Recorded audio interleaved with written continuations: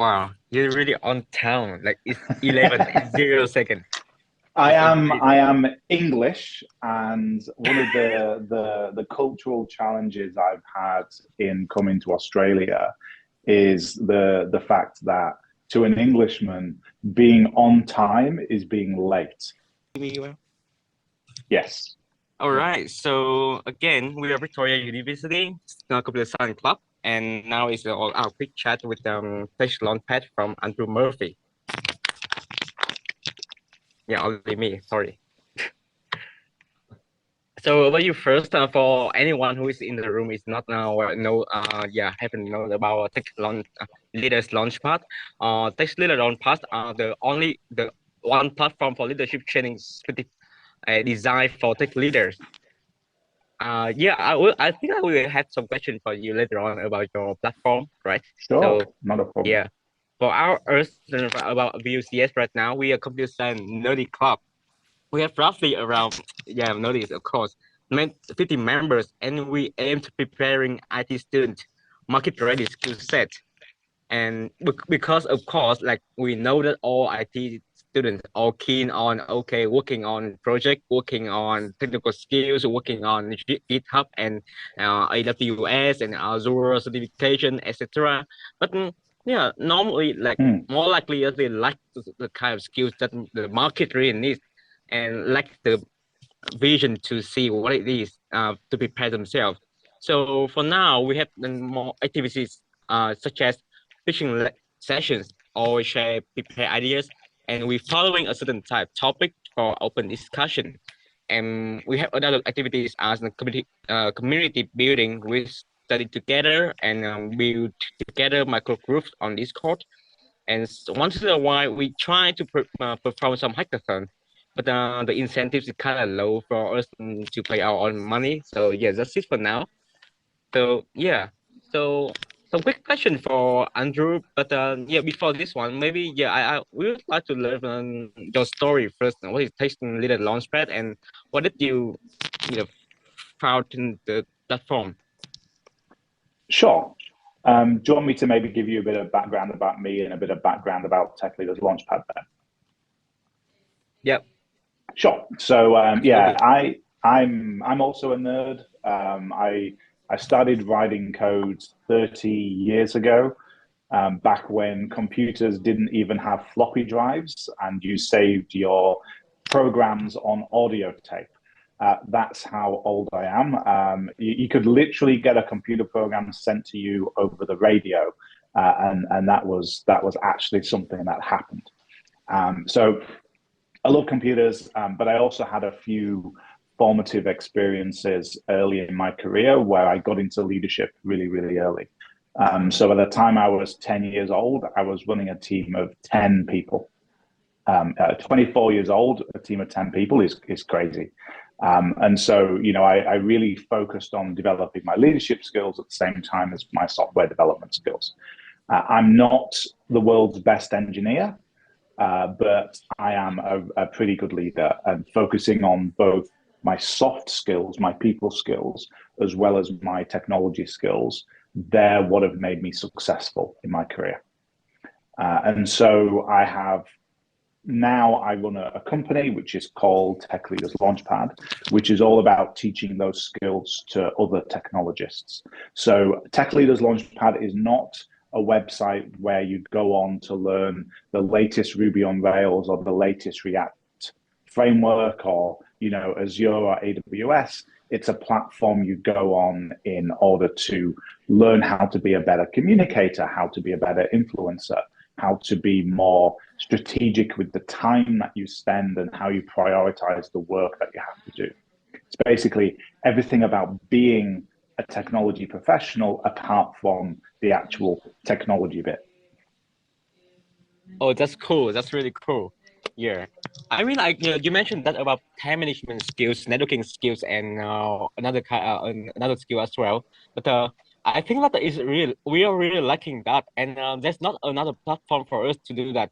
That's why I think that for us, Victoria Uni student, VUCS here, we launch our community, our club, VUCS, Yeah. in order to achieve the same things. We can work on together. We can sign up for clubs and groups and form maybe a certain groups that we can nurture that nature in us that we try to maybe manage a group of 5, a group of 6, and a group of 10 in order to learn the skills.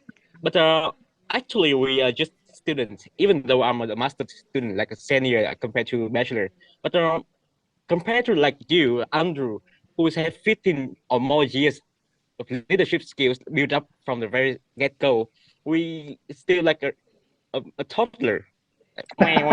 Yeah, it's not But much to say. So but yeah, I wouldn't I wouldn't say that. I would focus on the fact that these skills help everybody. You know, I very deliberately called the company a leader, not manager, because leader and manager are entirely different words and they mean very different things. A manager is somebody who is your manager. You know, they're a people manager. They're responsible for your performance reviews and managing your sick leave and all of that kind of stuff. But a leader is something different, and anybody can be a leader. You don't have to manage people to be a leader. You can be somebody who is a coder in an organization and still be a leader in that organization. You can be a graduate and be a leader. Like they're completely different things, and that's really important to think about. You could join a company and become a leader in that organization without anybody reporting to you, just by the amount of time and effort and impacts you make, because that's the difference. A leader is somebody who makes an impact in an organization and focuses on the outcome that their work creates rather than the output of that work. What do I mean by that? Well, if I write code, the value of the code that I write is not in the creation of that code. Code existing on my computer or on a server somewhere doesn't add any value to anybody. The value is only added when that code is run and executed and utilized, and when that code adds value to somebody else.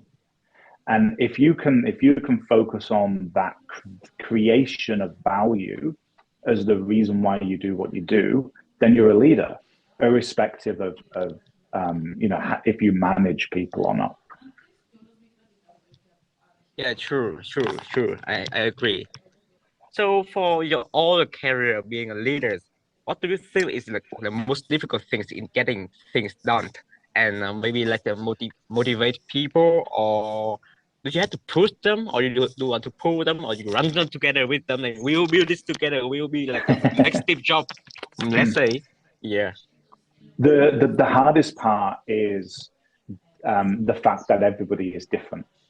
Um. There's commonalities between humans. So at the end of the day, humans are biological beings. There's a psychology that is common between every human. But it's like saying that every computer is the same. Well, yes, they might have a processor, they might have a hard drive, they might have RAM, but the software that runs on it might be different, and the way that that software is configured might be different. And so you've got to look at each individual and deal with each individual individually.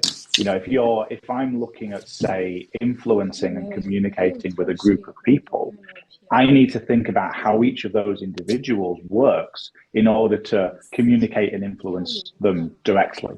And so, like, that's the hardest part. Is you can't just there's a certain part of leadership that is standing in a room and talking to 400 people and getting them inspired, and that's the start of the journey. That's the kind of the kickoff at the beginning. All of the hard work is in keeping them motivated and excited along the journey, which requires individual one-on-one or small group communication and influence. That's the hardest part. So is Denji and work culture is giving you a hard time? Yeah, I mean, culture can be challenging. I've kind of gone into many companies and fixed the culture in those companies, and it takes a long time. If you want to join a company that isn't working well and fix that, it can take 6 to 12 months to really start seeing a change. Just because, culture is the behaviors that people default to. And to get people to change those behaviors, to change those defaults, it's like changing a habit. It's really hard to get people to change their habits. And so it can take a long time to change the culture in a company. Oh, I see.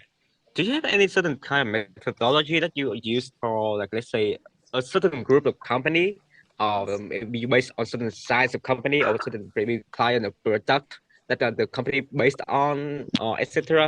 I heard that you told us that it's based on, everyone is different, so the approach is different, and it's unique for maybe any certain type of group, right? But at a certain point, maybe you can have to start with something, right? Like some certain type of methodology as well. Yeah. Yeah. So, there's definitely assumptions you can make to get started. If I'm say communicating with somebody from finance, I'm going to use a very different language and a very different way of communicating with them than if I communicate with somebody from the technology organization or the marketing side of things. That's going to be my default. So, if I'm talking to the finance team, I'm going to talk about budgets and P&L and return on investment. If I'm talking to the technology team, I'm going to talk about, investment and time and how we do this and saving resources. And if I talk to the marketing team, I'm going to default to, return on advertising time spent. I'm going to focus on increasing revenue because they don't necessarily care as much about how much it costs to deliver that revenue. They just care about generating revenue. And so that's a really good default to start with. But the way you bring it back to everybody is different, is you've got to watch them. You've got to look at their faces. You've got to listen to the questions that they ask. Because it might be that this chief finance officer started off as an engineer 30 years ago and now is the chief finance officer of a software company. And so they actually get all the tech stuff.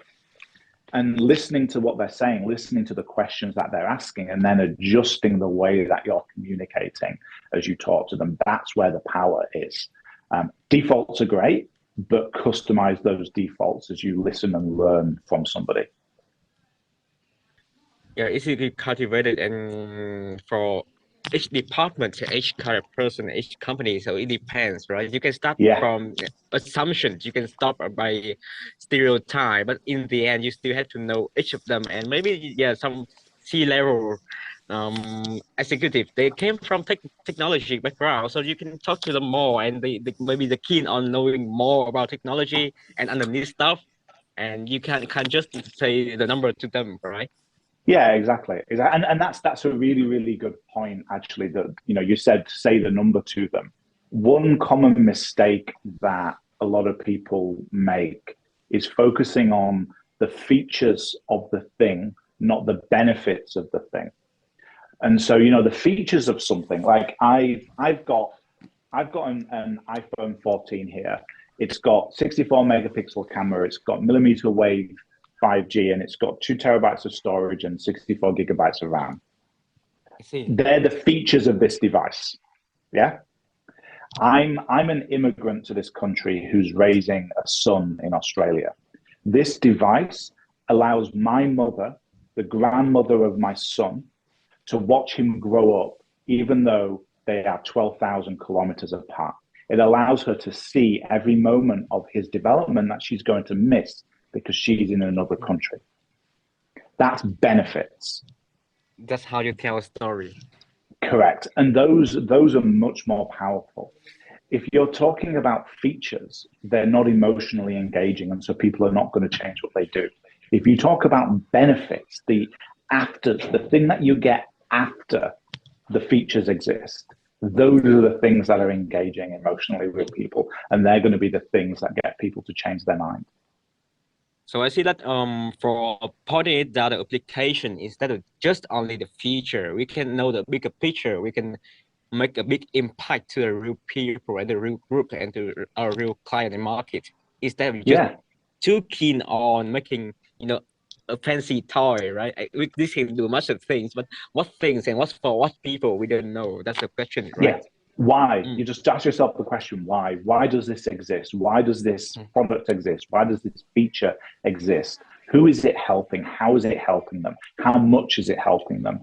Really understanding the value behind the work that you're doing is how you can make a big difference in the world.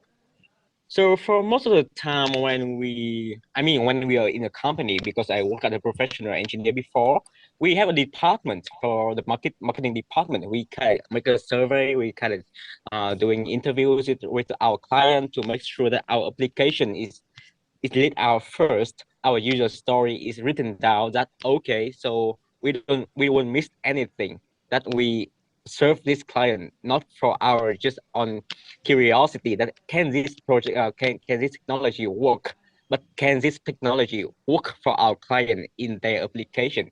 Yeah. So Exactly. I can really tell. But in your case, in tech company, do you think that is it a really easy things to do, like to advocate like a user story to the engineer? Hey, you have to serve that because normally the engineer they retaliate. No, the client doesn't know any idea about this one. We know better than them. We see the future 5 years in advance that this is better. You're not Steve Jobs, you can talk to me like that, maybe, right? Yeah, it's hard, and sometimes it's the engineers that say that. Sometimes it's the product managers. Sometimes it's the founders of the company. Like I've worked in a scale up, so a company that was got 100 million US of funding, and the founder of the company was a customer. He created the product because it solved a problem for him. The problem was that was 5 years ago, and the market had changed. New competitors were on the landscape. The needs of the product had changed, and the needs of the customers of the product had changed. And so 5 years later, he was still in this mindset that I know what the right thing is. I know exactly what I need to do because I created it.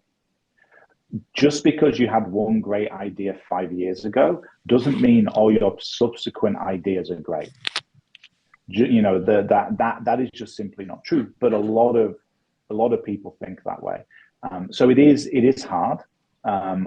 It depends heavily on the culture of the company, and that's one of the things you can ask about. Say if you're interviewing somewhere, you can ask them about how do we decide what to build? How do we decide what to work on? That's quite a generic, open-ended question, and their answer to it will tell you something about what they care about. Do they care about just the founder having ideas and then we implement those ideas, or do they care about doing user research and spending time talking to customers? I'm always somebody that advocates the extreme of customer research, but there are people who just believe that they're the Steve Jobs, that the iPad would never have existed if Steve Jobs didn't think up the idea and create the idea. Like it wouldn't have happened. And so that sometimes the founders are right. That is, in my experience, the exception, not the rule. 99% of the time, you need to do good, well-founded customer research to work out the best thing to create. Yeah. So another question before we move on to another session that so I think that leadership in a company, they only need a few. That's my assumption, right? That we only need a few leader in a company or maybe in a group or certain community. So who should learn leadership skills, or we all should learn that? Sure. So this is my separation between manager and leader again. Definitely within a company, you only need a few managers. Managers,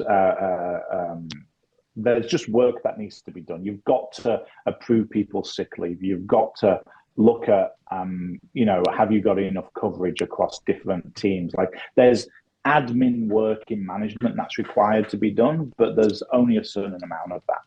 Leadership is different. Leadership is, a focus on doing the right thing in the right way for the right people. And you can never have too many leaders in the company as long as they're well structured, well founded, well communicating leaders. Where you can get a problem is where you've got people who think of themselves as leaders, but focus too much on their own ideas being right.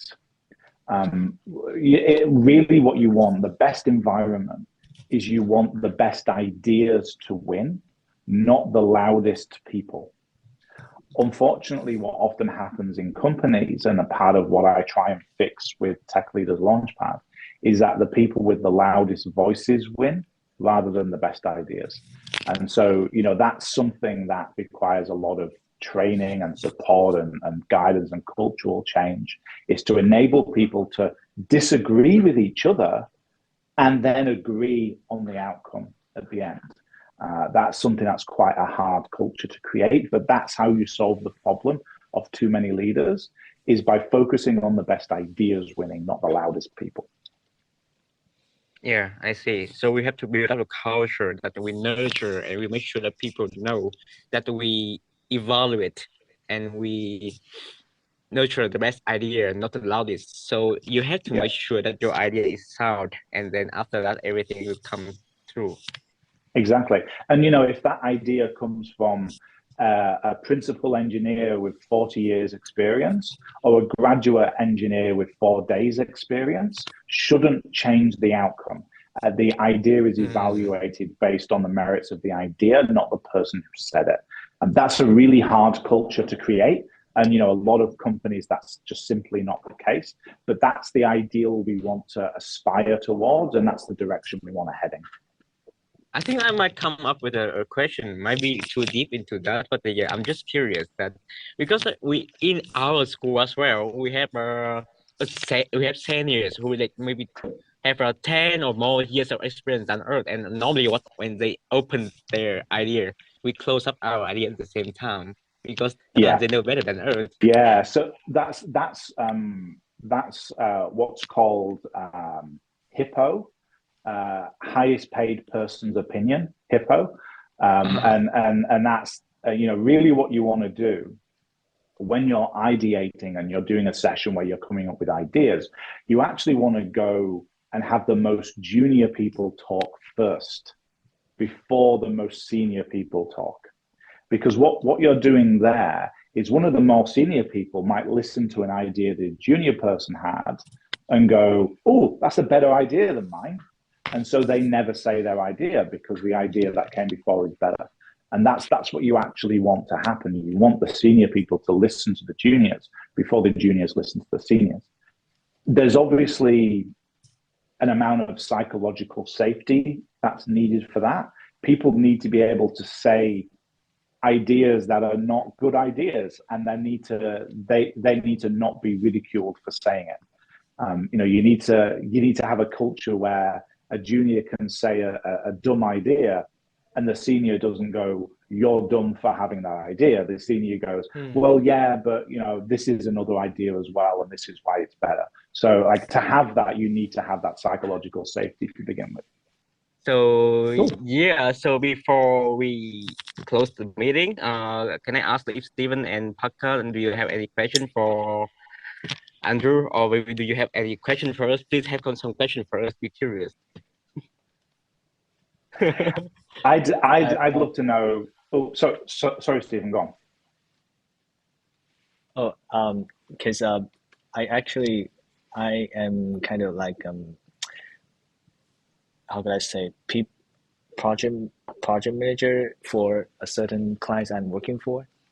It's kind of remote collaboration, so I kind of understand and I can relate to what Andrew just sharing. Really build something like benefits that our clients is asking for, instead of focusing on future too much. That sometimes you try to argue, you try to win the debate with your team members that which feature is better, but you forgot the really interest out of that. So I really appreciate Andrew, and I kind of really want to know more, like if people like us, we are trying to, because we are students, we are international students, we are trying to know more about the industry in Australia. What kind of let's say, hard skill like tech skills? What kind of tech skills we need to know, or soft skill? I know just from you, and we need to build it. But for the tech skill, do we really need to build this kind of skill really a lot, or is that the key things that industry really needs? I mean, for people like us, yeah. I think it's really important to not fixate too much on a particular hard skill, because the industry changes so quickly. In my 20-year career as a software engineer, I started off writing in a programming language called Cold Fusion, then moved to one called VB6, then moved to one called PHP, then moved to one called C#, then moved to one called Ruby, then moved to one called JavaScript, then moved to one called TypeScript. I've changed language so much in my career. So I think it's good to be well experienced in something, but because it shows your dedication. But I wouldn't fixate on a particular technology stack and going, this technology stack is, the one that's going to get me a job. Because I'll be honest, it's probably not.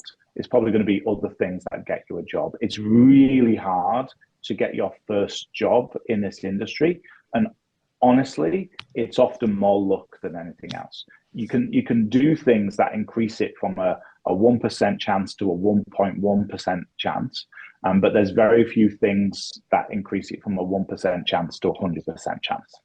And honestly, most of that is about connections. It's about who you know, not what you know. And finding that first job. Once you've got that first job, it's a lot easier. But getting that first job, it's so hard, because it requires somebody to take a chance on you, requires somebody to take a bet. Because honestly, and I mean this with zero disrespect, graduates are a net negative productivity generator for a company. What do I mean by that? You cost more than you give us back. And the reason why we hire you is because we're making a bet that in a year's time, you're not going to be. And so, we do that because we want to further the industry, and there's no seniors if there's no graduates. But you need that company to take a bet, to take a gamble on you. And it's really hard. Having said all of that, looking at the trends in the industry, nobody would doubt that AI is going to become a big thing over the next 2 decades. So it is definitely worth your while becoming knowledgeable in it. You don't have to become an expert, but knowing about it, knowing the terminology, knowing the difference between fine tuning and RAG. Like, if those 2 terms, you don't know the difference, fine tuning and RAG, make sure you know the difference, because that kind of stuff is only going to become more and more important as time goes on.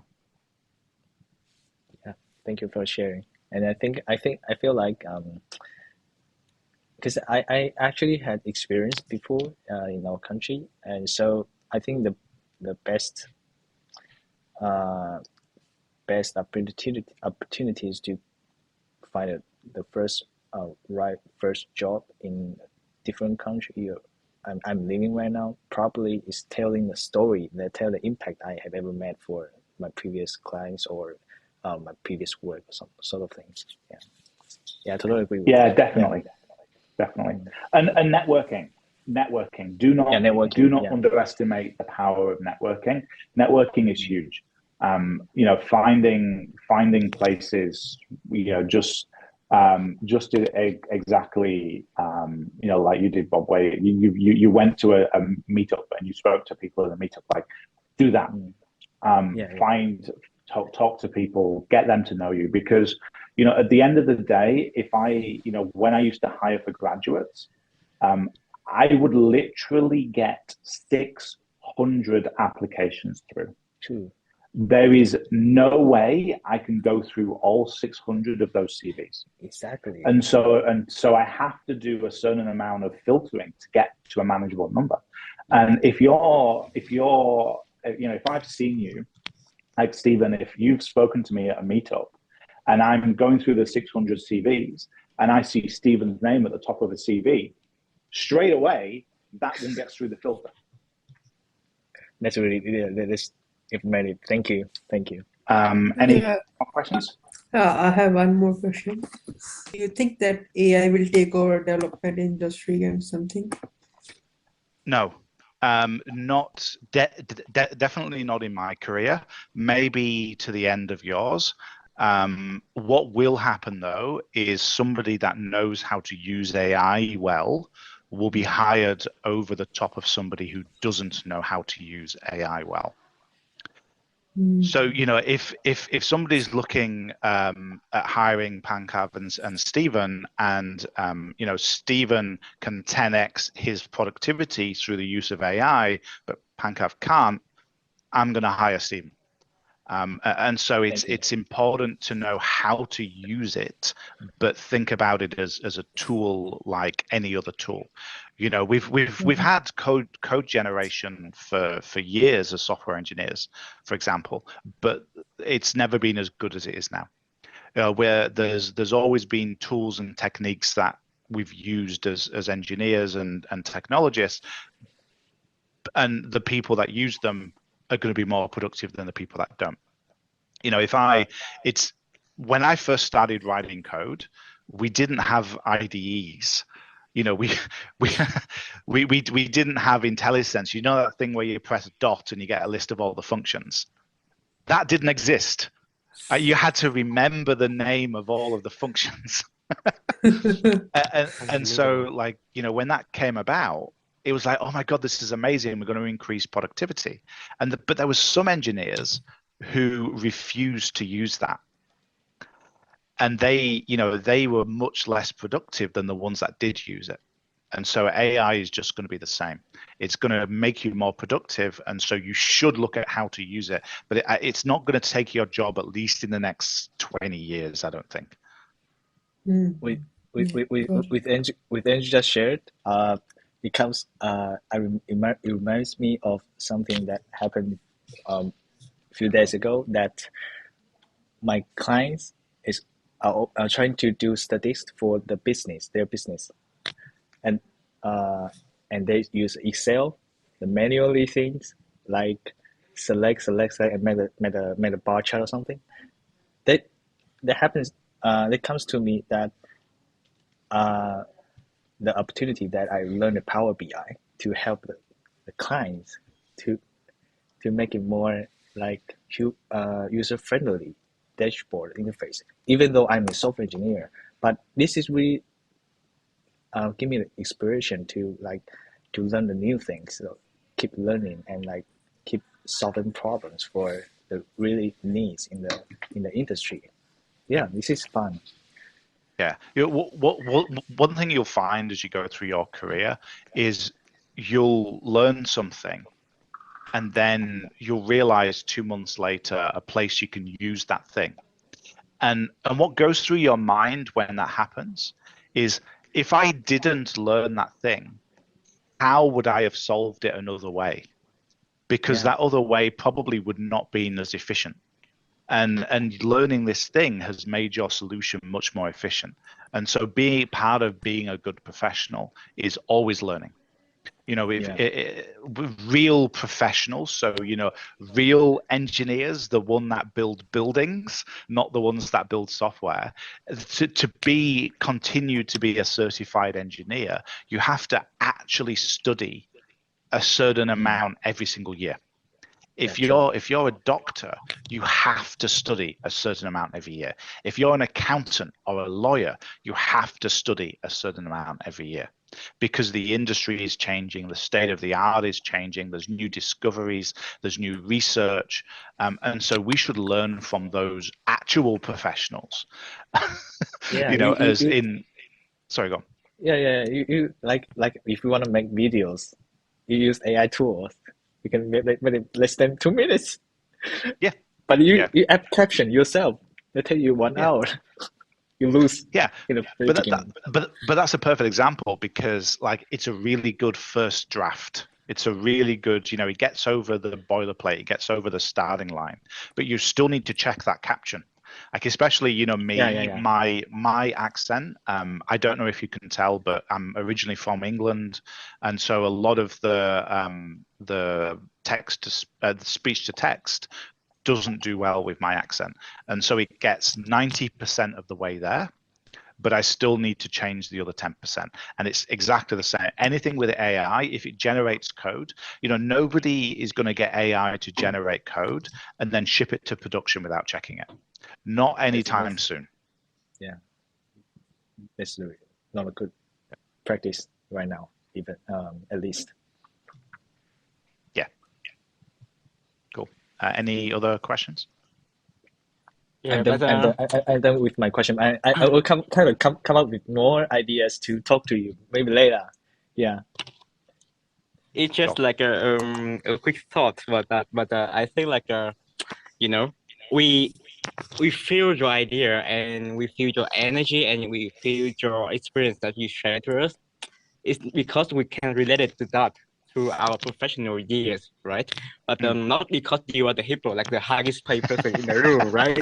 So I can tell from Stephen and me and Parker as well, we work on the industry, so we know, what you were telling us is true. It's just, it's not just because you are Andrew, right? I'm the hippo. Yeah. Maybe it is, right? But yeah, thank you for sharing. And yeah, I'm not sure if like you are asking for nothing in return, so I appreciate your time. I appreciate your your your openness and the willing to give back to everyone that maybe haven't made any impact at all. You make a bet on us to make it like, okay, let's see these people can be something else in maybe 1 year later, right? Hopefully. So thank you for betting on us. Yeah. No, you're very, very welcome. Yeah. All right. So yeah, if for anything, I have the LinkedIn of Andrew. So yeah, so can us like all connect to you as well? Yeah, of course. And I do fortnightly live streams as well, and the remaining live streams are posted on my website. So if you want to learn more about me and I go into depth in some skills and stuff on those live streams, like have a look on the Tech Leaders Launchpad website and the resources section. You'll find a bunch of live streams. Absolutely. Cool. Yeah, sure. All right. All right. Thank you, everybody. Have a great day. Thank you for your time. Thank you for your time. Yeah.